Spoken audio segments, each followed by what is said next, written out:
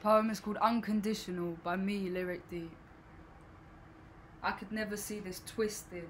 I love shifting to standoff, mixing in with anger, and now none of my generosity is paid off. Unconditional now only seems fictional, as from all my giving all I get is laid off and played off for your second choice. I see your behaviour as irrational, using your voice for evil, no articulation for expression of kindness.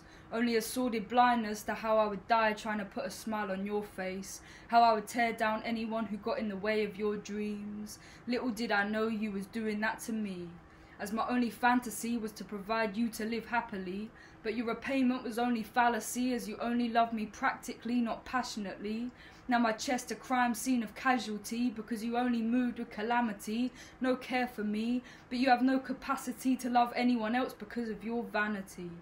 It feels like insanity to sit and say you drained me of my vitality, but I'm weak all over, left grappling for sustenance of apology. I'm in agony, thinking of you absent-mindedly. You're consuming every part of me so aggressively and tragically. I have no power to run from your inhumanity, because I'm wrapped round your little finger with elasticity, and my anger burns with electricity. But so does my profanity, in the way I love you with every bone in my aching body with a ferocity.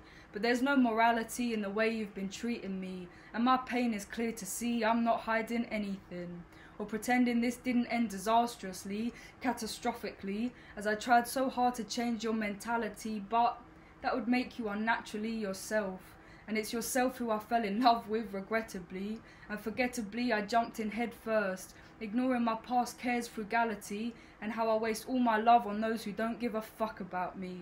My battery left empty as you bleed me of my energy, as every second I waste carelessly on thoughts of you, frantically wishing how I could change how our love is now through, and how we didn't even have a kiss goodbye or a word spoken true, because deceit was the third party, polyamorous, and I never even knew how you snuck in your favourite love, lies and untruth, treating my sweetness so uncouth.